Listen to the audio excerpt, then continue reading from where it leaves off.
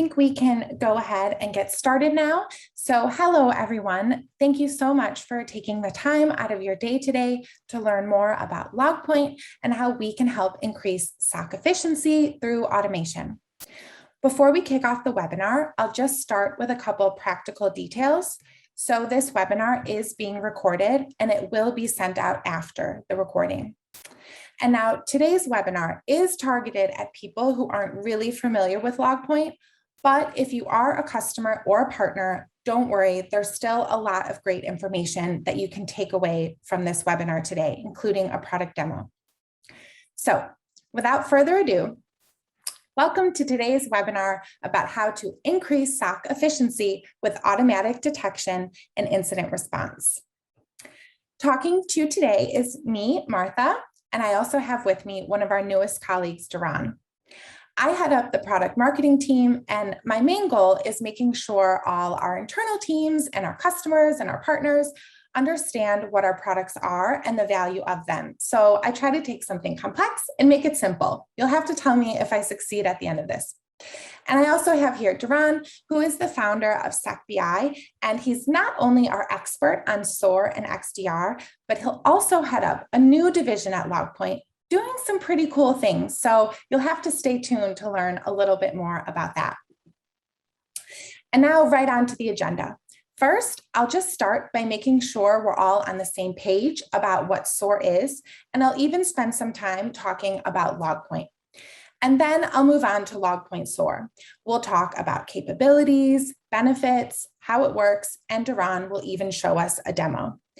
And finally, we'll make sure to take some time to answer your questions. So throughout the session, please feel free to either use the chat or the Q&A section, and we'll leave some time at the end. But if questions are relevant to what we're talking about, we'll just interrupt and answer the questions as we go along. So please ask away. We would love for this session to be interactive. Okay, like I said, before we move into SOAR, let's just talk a little bit about LogPoint for those who are not familiar with us, or maybe you just want a refresher, you don't really know. So at our core, LogPoint is all about using innovation to accelerate incident detection and response. And we actually started out as a consulting company, so we consulted organizations on security, and then we made the move to build our own SIEM solution. And from there, once we had the core SIEM, we decided to add on machine learning and analytics capabilities, including developing our own UEBA solution, which helps detect user behavior anomalies. And not only do we innovate our own product here at LogPoint, but we also believe it's important to incorporate the innovation from other leading vendors.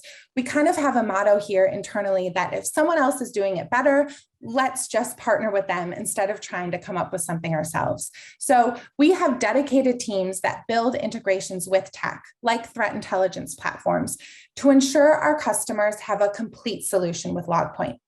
And last year, we extended the reach of our solution by making it possible to secure the business-critical SAP environment.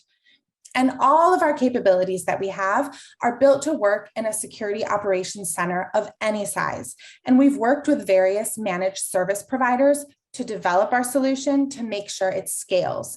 We really want to make it easy for our partners and customers to efficiently manage and respond to their cybersecurity needs. And of course, the focus of this session is on our latest innovation, LogPoint SOAR. You might have heard that we recently acquired a universal XDR company, SecBI. Well, now we're ready to add native SOAR capabilities to LogPoint so our customers and partners can speed up threat detection and response. And so that was sort of a little history lesson about LogPoint. So here's just a little bit more about us, a couple more facts. So as I mentioned, we have our core solution of SIEM, SOAR, and UEBA, and that provides a complete solution for threat detection and response. And helping us develop and create that solution is more than 250 employees around the world, and we also have more than 60 partners across the globe. And if you want to get into LogPoint, you can easily find a LogPoint partner just by visiting our website, click on partners, find a partner. Super simple. Another thing about LogPoint is we're the only EAL3+ certified SIEM in the market. And essentially what this certification means is that we pass the rigorous demands of critical deployments, such as governments. So ELA 3+ certification is basically a reassurance, a guarantee that we're a reliable solution that follows strict developmental guidelines. And we're also recognized by Gartner in their Magic Quadrant and ranked highly in their Peer Insights report. And that report is customers who have rated us and given us a 96% satisfaction for service and support. So as I hope you can tell, we're really proud and passionate about our solution, and I hope you'll take the chance to try it out for yourself. So enough about us. What does it mean now that LogPoint has SOAR? Well, let's first start with a definition.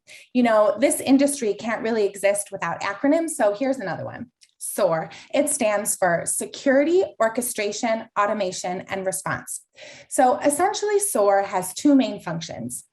It gathers security data and alerts from a bunch of different sources and puts them together in one place. Then the SOAR prioritizes that information to help drive a standard incident response according to a set workflow. Now, I don't know about you, but I think sometimes these definitions are a little bit tricky. So let me illustrate this with a concrete example. Let's say an analyst has a rule set up. So every time a user fails to log in 5 times, he gets an alert. When the analyst gets that alert, what does he do next? How does he know if this alert is the result of an attack like a password spray or just a neglectful colleague who forgot their password?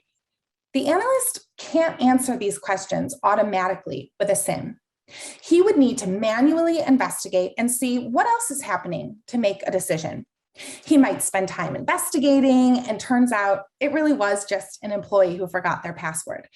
Or even worse, the analyst might ignore the alert, thinking it's not important, and miss an ongoing attack. So all of that changes with SOAR, because the SOAR gathers all the corresponding data, events, and incidents automatically to help analysts make decisions. It doesn't take away the work of the analyst. It simply makes their job easy and empowers them to make a decision. So in this case, in addition to that failed login alert, the SOAR will automatically show the analyst that failed login and the other failed logins across users. As part of the SOAR's investigation, it will tell the analyst that if it's a possible password spray or brute force attack, and give the playbook for how to deal with that specific issue. And if it's not an issue, let's say it was just that colleague who changed their password, but maybe one of their systems they use is automatically trying to log in with the old password again and again and again. The SOAR will recognize it's a false positive and deal with the issue automatically. So in essence, a SOAR eliminates a lot of the manual work of analysts trying to piece together different information. And like I just described, SOAR gathers all of that corresponding data, events, and incidents automatically. And you can consider that there are 4 main aspects of SOAR that help in the threat detection and remediation process. So starting with workflow and collaboration. Security operations workflows contain many steps that are performed by several individuals. So steps required to complete a task are often not documenting, existing only as tribal knowledge within the organization, which can limit some of the tasks because only certain team members may know what to do. With SOAR, all of that knowledge is gathered in one place, so every analyst has the same level of information at their fingertips. And then using a case management engine inside SOAR helps limit the number of disparate tools teams are using and helps to centralize communication about incidents in one place. And it can also ensure attackers can't get insight into how the security teams are investigating simply by reading an open ticket. And when it comes to orchestration, that's the SOAR's ability to manage or control other technologies through defined connectors. And automation, which is the scripted action SOAR takes as defined in a playbook. So essentially, the number and depth of integration SOAR supports helps determine how much value the SOAR will add to security operations. A SOAR can't just orchestrate a response if it can't access the endpoint to shut it down, for example. So the more integrations the SOAR has, the more it can automate.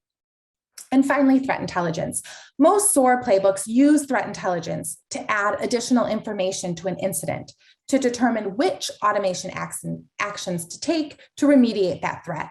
So adding that threat intel automatically is a key benefit to helping teams investigate incidents more quickly and more accurately.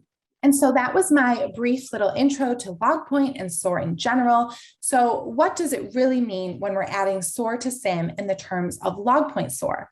So now I'm happy to hand it over to Doron, who will walk us through the benefits of LogPoint SOAR and will also do a product demo.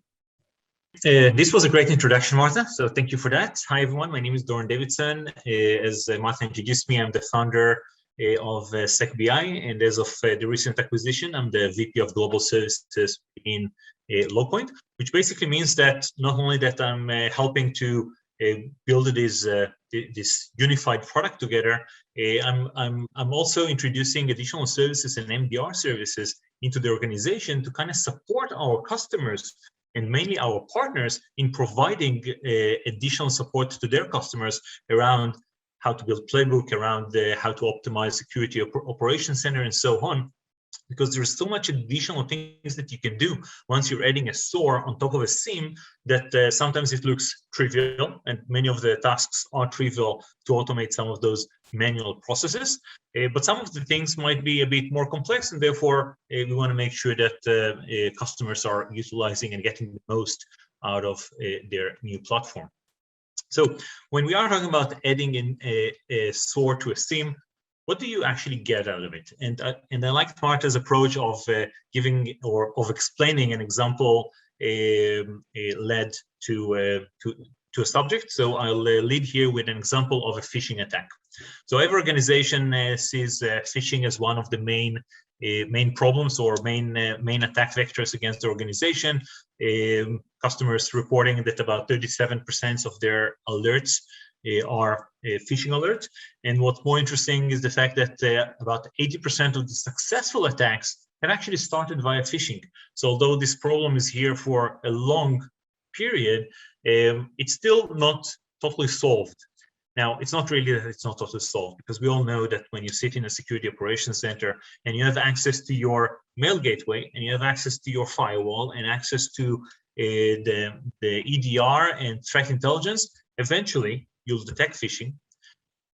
It might take you some time because you have dozens, if not hundreds, if not thousands of other alerts, but eventually you will pick it up.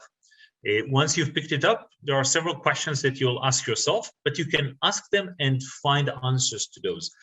Whether it's correlating events between the firewall and the mail gateway, and trying to understand if there is a certain URL that I've just received via phishing, but not only that I've received it, someone actually clicked it, and then I can see the communication on my web gateway or my firewall. In addition to that, if I have threat intelligence, it's correlating between what I have within my threat intelligence about the different domains that I've now received the email from, or the information within the email itself. And all of that in order to gather the context and understand what is actually going on, whether that email had an attachment and that attachment is part of some threat intelligence source, whether this is just a phishing by mistake against one of my employees, or this is spear phishing that someone is trying to get access to a specific employee, or maybe this is a total campaign against my whole organization, and there are several dozens of those phishing emails all around my network, and not necessarily just from today. Maybe it's a continuous campaign that started actually 6 months ago, and there are still reminiscences of those attacks within the organization. All of those are things that an analyst can spend time on. Search, slice, dice, get additional information, search again the SIEM, get additional information to finally make a decision of what is actually going on within the organization. As opposed to that, if you are implementing this via SOAR, you can actually write a playbook of all those manual steps in order to automate the whole process. So it's not really automating the whole process, and we're not recommending organizations to automate everything.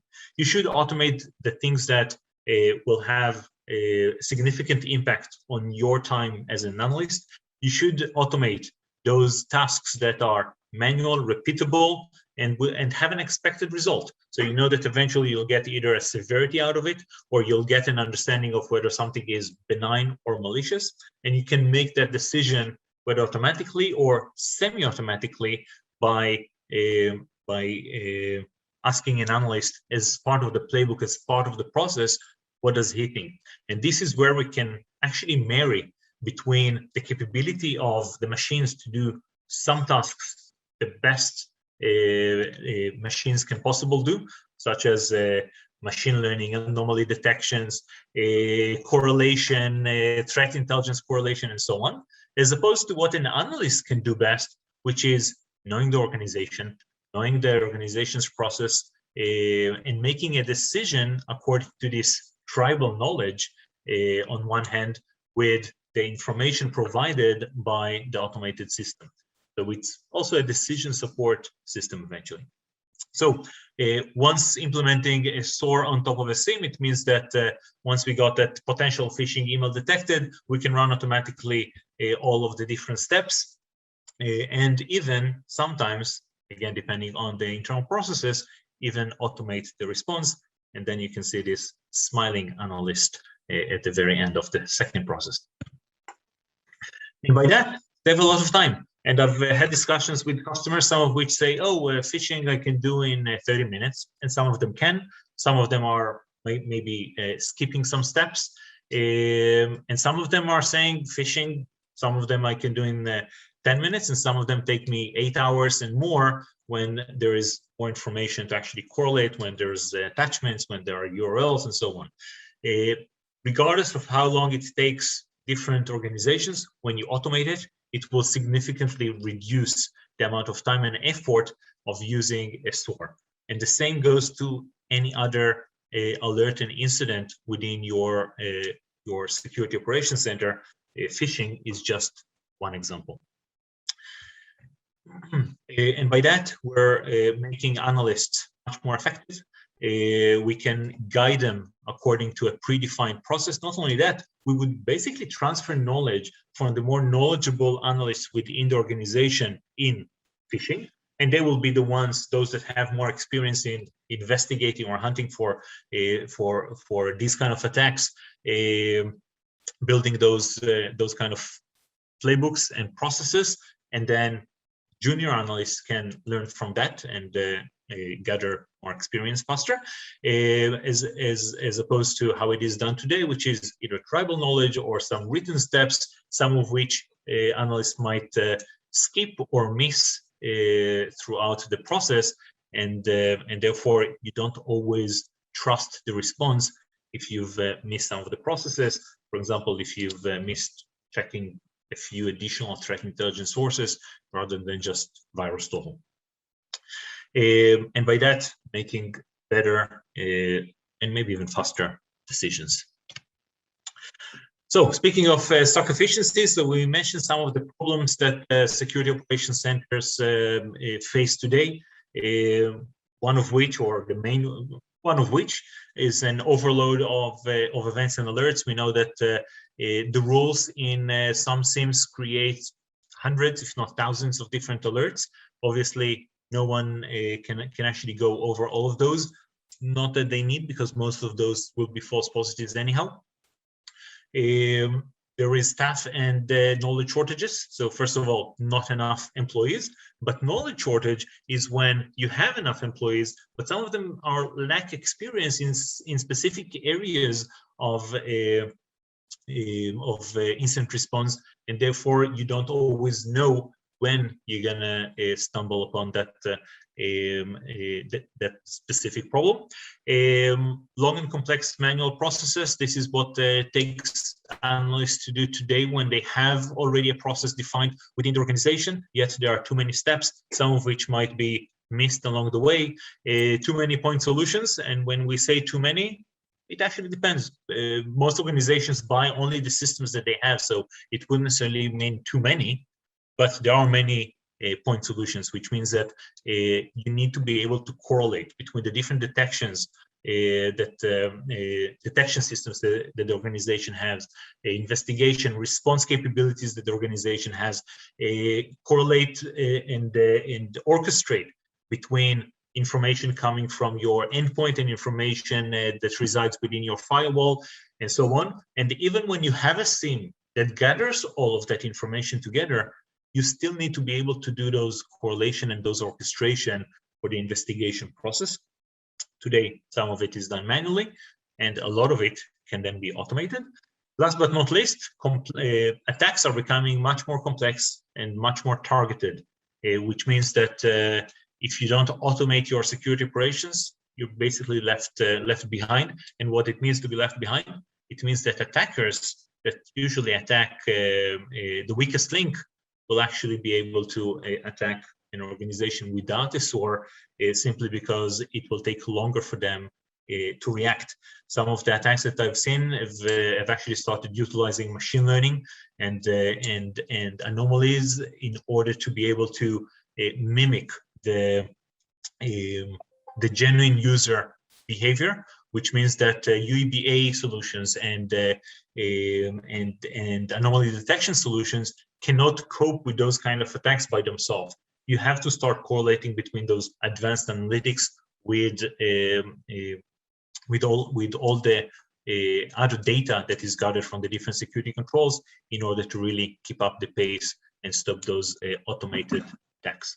So as such, on the overload of events and alerts, we are introducing the workflows where you can actually document the different processes as a playbook, and by documenting that, having the workflow that you can afterwards automate means that you can reduce significantly the amount of false positives by reducing those simple incidents that can easily be reduced. And Marta gave the example before of a failed login. Most of the failed logins are the genuine user that just forgot his password or mistyped it and so on. Most attackers, they don't make a mistake when they enter a password. After going through a phishing, they copy paste. There are no mistakes in copy paste. So that's one way. Staff and knowledge shortage. So as I mentioned before, by documenting, by taking the knowledge of the more experienced analyst in a specific area, he can actually build those processes that everyone can then enjoy within the organization. And by the way, it's not only within the organization. We have a community, a network that can share those playbooks and know-hows between themselves, so that not only attackers share information between themselves, we can share it as well and help everyone cope with attacks faster. Long and complex manual processes. So by documenting, we're making sure that we're not missing on any specific steps. Too many point solution. This is where the orchestration part of the SOAR can actually kick in and help you communicate between the different solutions. And last but not least, complex targeted attacks by automating. And this is true across all issues here, whether it's the playbooks, the orchestration, and so on. By automating, we can make decisions faster, and we can make decisions smarter. I see that there are many questions here. Marta, should I stop now for a Q&A, or should I move on? I will. I've answered some of them already, but there's one that came up that I think could maybe fit in here very well. So what we talked about is how SOAR can eliminate false positives, but someone's asking, what about a false negative? If you could touch on that a little bit.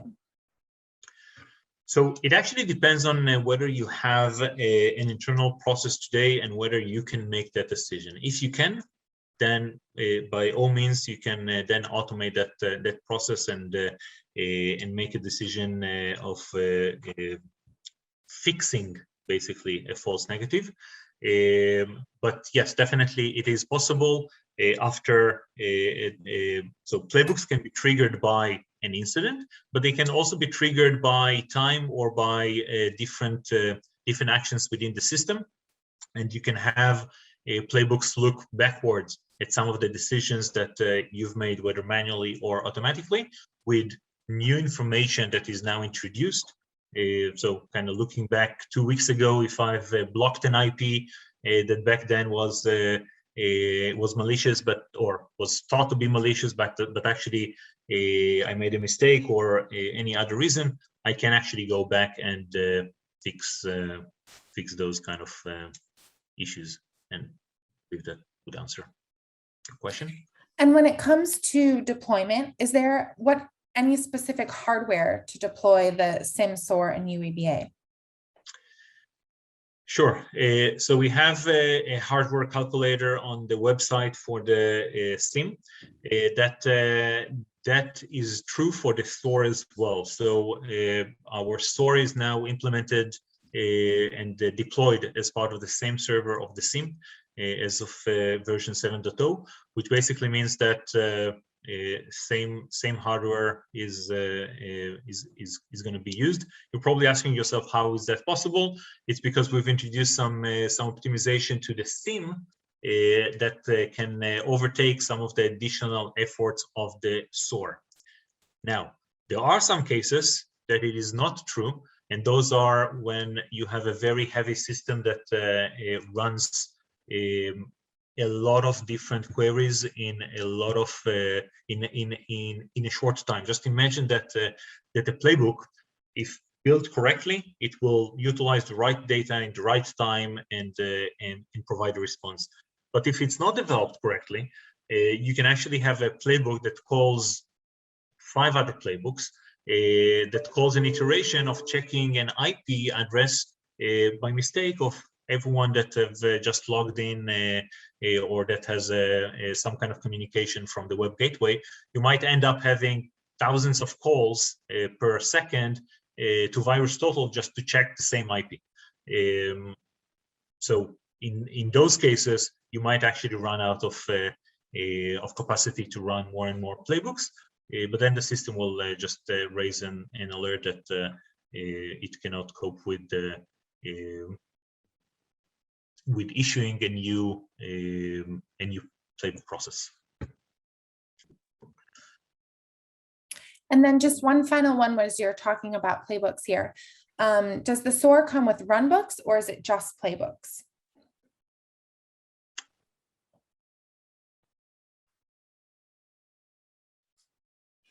It is mainly playbooks, but you can also have runbooks documented in the system. But it would actually depend on how do you define each of them. I'd love to have that discussion either at the end of the call or separately, and let's elaborate on that. And then I know now, Doron, you're going to be moving into use cases.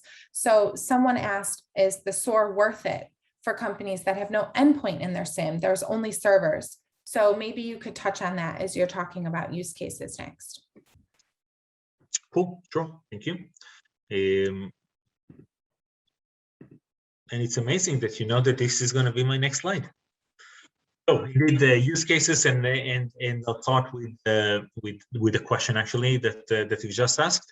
If one of the main problems when we approach a new customer that is new to SOAR is not necessarily how simple it is to deploy, implement, and so on, but rather, does he already has processes in place as part of his security operations center, regardless of whether this is something that is automated, semi-automated, or not automated at all, but does he has processes that are documented? If he does, then deploying a SOAR is extremely simple. And that goes back to the question about the servers. If there are different attack vectors that you are investigating today, you get alerts, you're then investigating, and I don't really need an endpoint in order to do all of that, then obviously it's something that you can now automate, at least part of it. If there are no existing processes, then the discussion should first be, do you have the right visibility? Do you have the right capabilities within the environment? And I assume that you do based on the question. So the short answer is yes. Some of the main use cases that we see, and these differ and spread all over, but still the main ones would start from taking a SIEM alert, and there are many of those, and handling those, or taking those through a specific process that are already part of the SOC, automating simple alerts and such as say logins as we discussed before, and triaging those and making sure that the simple ones, that 95% of the alerts can be cleaned out of the queue automatically, while allowing analysts really use their knowledge, experience, power to look at the other 5. And even then, some of the processes, some of the tasks can be automated and provide information, data to the analyst, and then the analyst can make a decision, can the investigation, can do some additional verifications before he actually responds. And obviously enriching every single incident or alert to assist the analyst with this kind of enrichment, whether from internal threat intelligence, external threat intelligence, or just different products by correlating the data. Running incident response, whether it's for things like phishing, and a phishing use case will usually be one of the first 3 for every organization, and then SIEM alerts or cleaning some of the incidents would be the second one. But really running a consistent and collaborative across different analysts within the organization is critical for incident response, and the SOAR platform can actually enable that kind of communication. And we see that a lot of times when we go to a security operations center, we look at what are the incidents that different analysts are handling or looking at, and we find out that 2 or 3 of them are investigating something that eventually is one and the same incident, just from different areas of the network, EDR, and so on. And by automating the process, you can actually find out what alerts are similar, what alerts relate to each other, how to correlate between them, and then have just one analyst really concentrate on that specific incident. And if he needs additional support from members with other knowledge, then he can obviously ask for that or escalate the incident to them. And last but not least, threat intelligence. By combining all the internal and external and open source threat intelligence, you can make sure that in one single place you correlate all those threat intelligence with all the different data sources that you have within the organization to get the most out of it, to get the highest ROI. Not only that, you can actually look at what threat intelligence provide you more value or less value. And for the multinational organizations, and I see some of them on the participant lists here, some threat intelligence, as you know, relate to different parts of the organization. So in China, a certain threat intelligence might be relevant, and the same threat intelligence will not be relevant in Japan, while other threat intelligence are relevant in Japan, but not relevant in the UK. And by running this correlation, you can see what threat intelligence is relevant for what part of the organization, whether you actually need a global license or just a part of that license. And what is the effectiveness of each of the threat intelligence sources, and by that, maybe save on a license next renewal. And I know that some of the threat intelligence vendors hate me for that. Sorry. If there are relevant questions, I can answer them now, and if not, I can actually move to the demonstration. I think one thing that could maybe tie into this demo, Doron, is someone's asking if SOAR takes alerts from the SIEM only or from other security devices like EDR, for example. Cool. So SOAR takes alerts from anywhere that you would like it to. It takes alerts from the SIEM automatically, simply because it is one and the same system. But just as well, we can connect to your ServiceNow and get some of your incidents from ServiceNow and post-investigation actually write back or close things on there, as well as your EDR or any other system that maybe you do not want for some reason to feed into your SIEM. That said, LogPoint SIEM, as opposed to many other SIEMs, do not charge you based on the amount of data, so you shouldn't be afraid of just throwing it in there as well. Which is part of what the SOAR can also do for you, basically write back an incident into the SIEM. So, okay, of course. Perfect. So what you see here, and I decided to start from the case management simply to show the simplicity, both of the integration as well as the storyline that is built based on investigations. So I, while Martha was speaking, I actually logged in and looked up one of those incidents. So let's start with the password spray incident. So you might have received a failed login. You might have received already a suspected password spray. So either way, you can have a playbook that takes a failed login and then runs additional queries in order to make a decision whether this is a possible password spray or a brute force or a neglectful user or something else. But in this case, we already got that it is a possible password spray, and I want, first of all, to verify that this is indeed a password spray, and then provide additional information for the analyst to make a smart decision. So once I get such an incident from my SIEM of a possible password spray, the first thing that I would like to do, or would usually do, is go back to the SIEM and query for all those failed logins. In this case, that query had already ran and therefore provided to us in a normalized fashion already all the relevant data in one single place. Not only that, you can basically from here go back and re-query or use the same query on the SIEM and add additional parameters to it if you wish, and have that fed back into this case management for additional investigation and for tracking all of your steps, so that in the future, if someone actually looks at what had happened during this investigation, it is all here. So you can track also the effectiveness of different analysts within your organization. So we got this information, but really me as an analyst, what I would really want to understand is how many such failed logins had happened and on how many users. So we've ran that kind of query automatically as part of the playbook, and therefore I see that there are 100 failed logins of 12 users in the last 30 minutes. So most likely this is either a possible password spray, or maybe it's an automated machine that is trying to do some logins to all of these users, and someone changed its credentials, and therefore all of those logins are failing.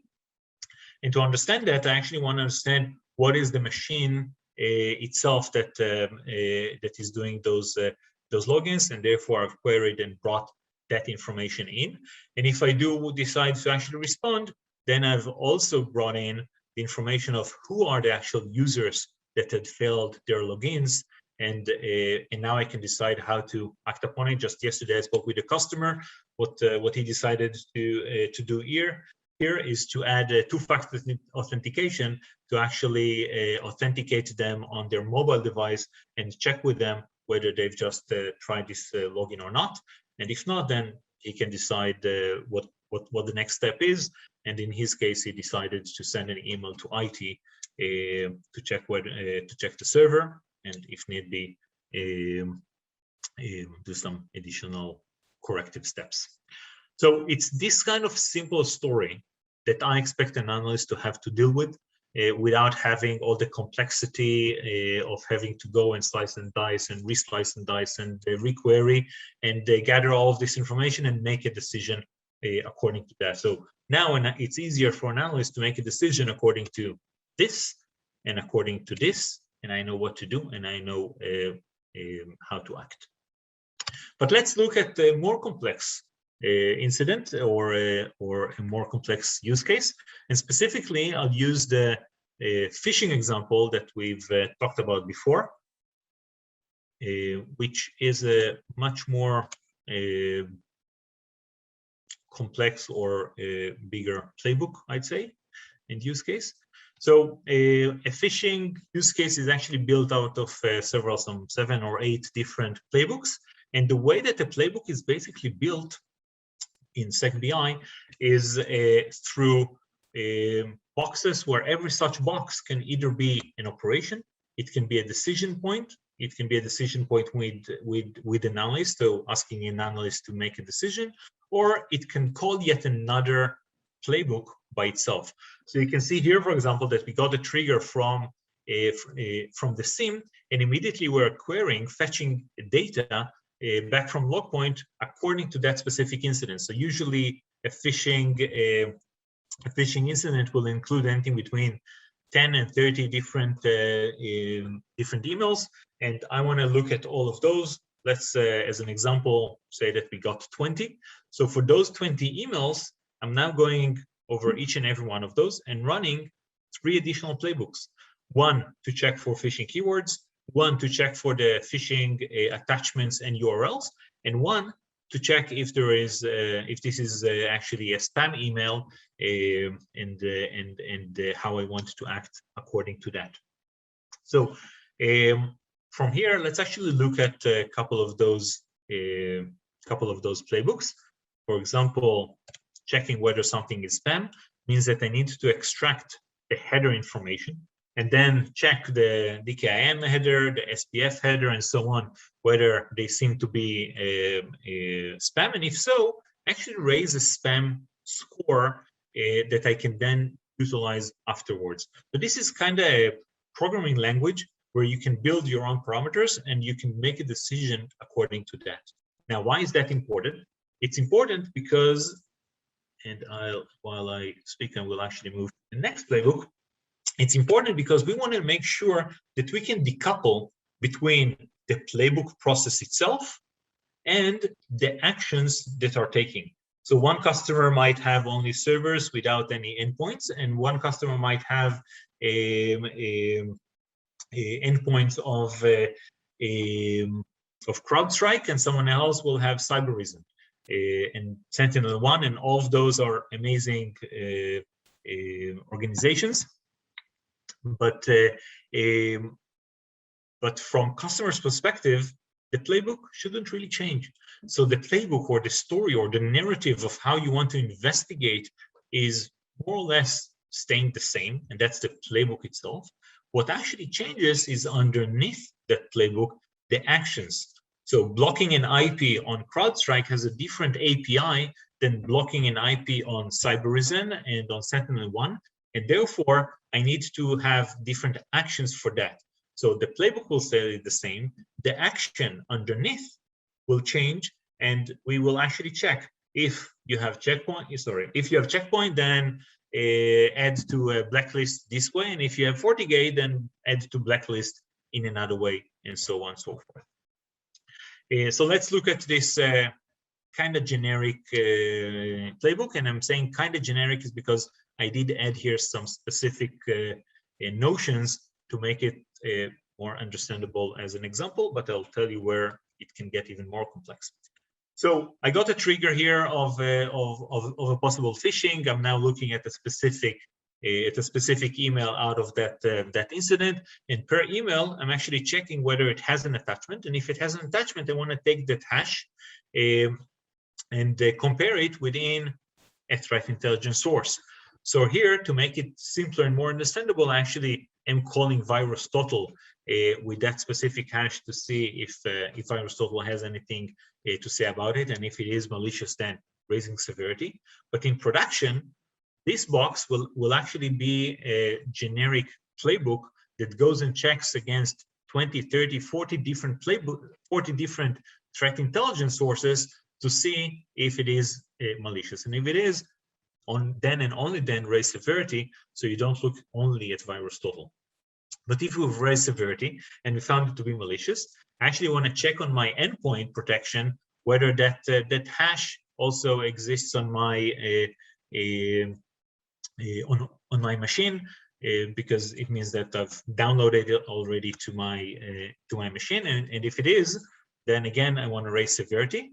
But then I want to check across the whole organization whether we see those those hashes or processes generated by that download across the organization? And if so, not only that I want to raise severity, maybe I want to also email IT or block several users and add them into this whole investigation. So this is how we get to full scope detection and full scope remediation. In parallel to checking attachments, we're doing something similar on the URLs. So basically, we're taking extracting URLs from the body of the email itself, then checking whether that URL is found to be malicious within threat intelligence sources. If it is, then raising severity, and then I also want to check whether someone actually clicked on that specific URL, and then there might be already communication happening within the organization. In this case, as an example, I'm showing here checkpoint, but again, this is a generic action. And if it is, raise severity. And then maybe I want to look across the whole organization, see whether someone else got emails with these URLs, maybe different subject, maybe 2 weeks ago or a month ago. Maybe we had a different response here previously, and we want to actually activate another playbook to go and deal with information from the past. In this example, I'm actually sending an email to my IT and running a script to purge all malicious emails. And I know this is a very risky task here, so I don't really recommend you to do it. And we'll talk about that in a second. So this is much more complex than my attempt, but from case perspective, the actual outcome of this investigation, I want it to still be a simple story that is easy for an analyst to understand. So it might be that someone that is experienced with running such investigations and built that playbook, but now even my tier 1, tier 2 can actually look at this and make a decision whether the system had reacted correctly, or it needs to be escalated, or maybe it will all be automated altogether. So we got, again, a trigger from the SIEM. We know that this is a possible phishing. We know when it started, when it ended. We then extracted the URLs. There's no attachment here, so it's only URLs. We extracted the URLs from the body. One of these domains was actually testsubnet.com. VirusTotal found testsubnet.com to be malicious, and therefore we've already raised the severity to 80. Not only that, we then found that someone clicked, there is active communication, and therefore we've raised severity to 95.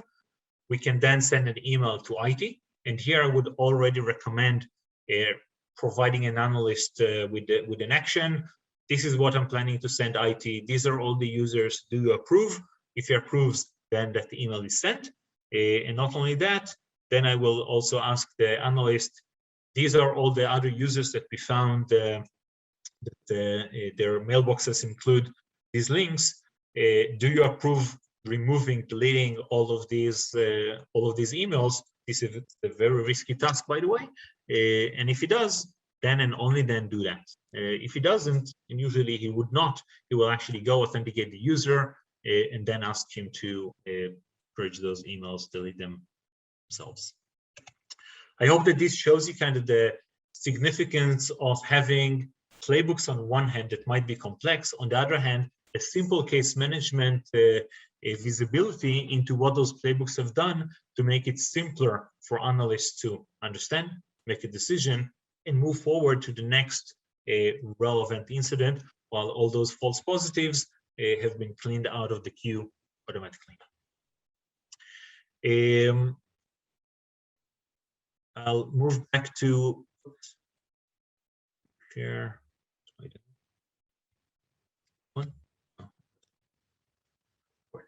So let me look at some of the questions if there's something relevant. How LogPoint SOAR competes against market players such as the Misto, DF Labs, and similar? Are there at the moment competitive advantages that can clearly differentiate it from the competitors? So first of all, you've just seen our system. I'm sure that you've seen some of the others, so it will be great getting your opinion of that. But all in all, from SOAR perspective, eventually everyone are doing something similar. So we all connect to all the different security controls. We enable you to write your own playbooks, and we bring our own playbooks or use cases, to be more exact, out of the box with the system.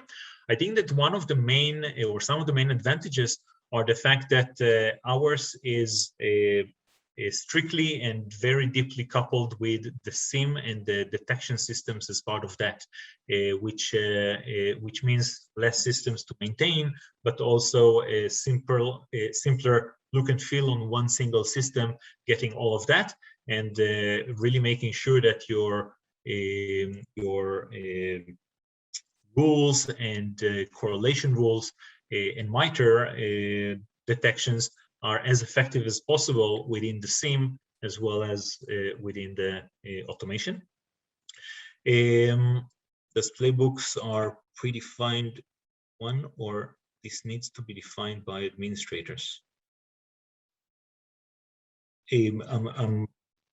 If I understood correctly, you can get playbooks and actually call it use cases out of the box with the system, as well as you can build your own, as well as you can get additional playbooks from our community. So there's a community that can share playbooks between themselves and publish new playbooks that they define. If this wasn't your question, please refine the question.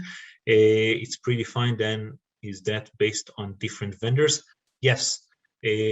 One of the main advantages of SecBI joining forces basically with LogPoint, with such a veteran player, is the fact that over the past 15 years, they've built over 400 different vendors and connectors to all of those vendors, as well as API connectivities. So while I used to battle with every new implementation because there were new vendors all the time that they had to support as a small startup, now with LogPoint, every customer that we go and meet, we already support out of the box most, if not all, of their APIs already. And if not, then it's something that we're adding on the fly, basically.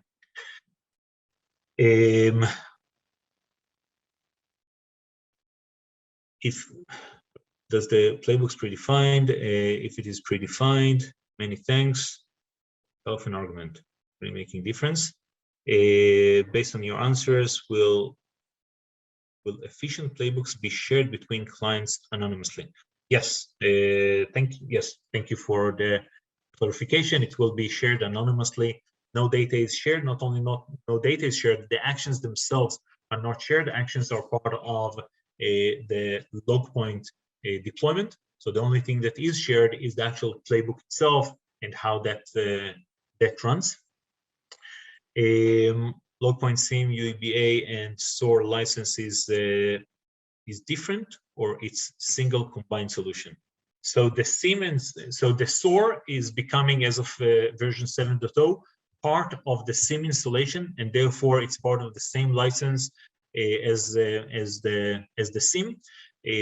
SOAR, I believe, is UEBA, I believe, is actually a separate license, but SOAR and SIEM is the same, is the one and the same.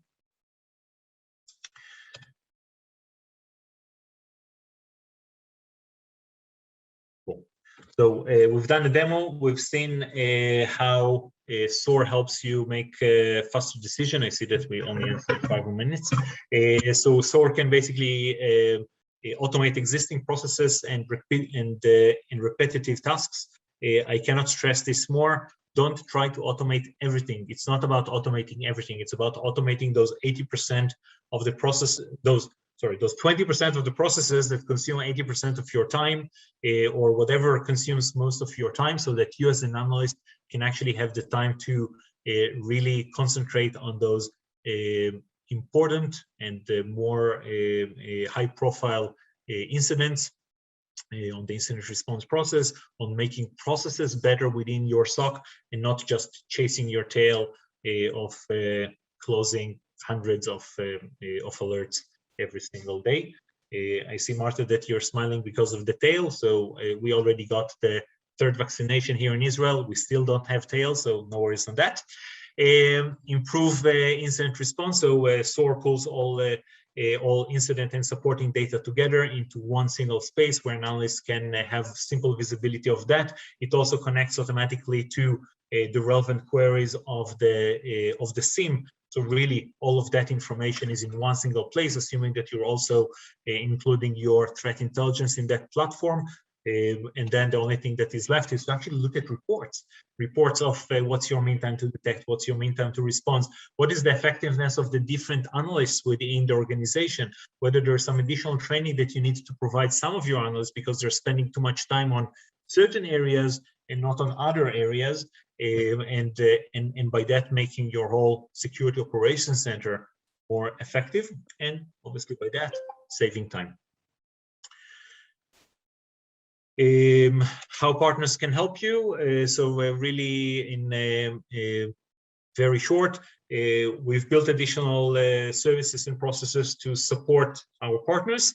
And as part of that, they can help you with the implementation, with building those playbooks, with defining the processes, with making your security operations center more efficient and effective, building those workflows and playbooks and automating them. And so on. And we have, I guess, 2 more minutes, so we can take a couple of questions. And if you have any additional questions that we will not have enough time, then Marta, how do they submit those? They can we have a community space. I've put the link in the chat, so you can use that as a forum. Otherwise, you can just reach out to LogPoint directly, either through one of the contact points on our website, or we can also share our emails here. We're definitely available to help in any way that we can. Perfect. Any additional questions?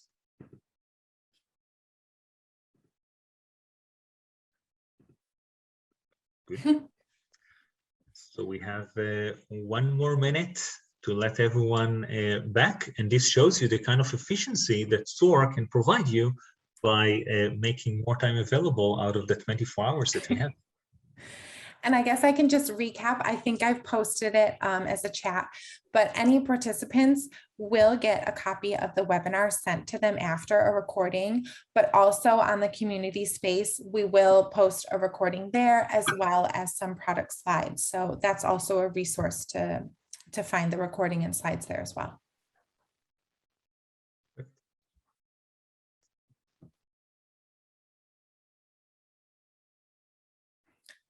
All right, Doron, I think we did our duty for today. Indeed. So thank you very much, everyone. I see many familiar names that have joined us. So really thank you all for joining, for taking your time from the busy day. And I hope that we can help you moving forward. Yeah. Thank you so much, everyone. Have a great day.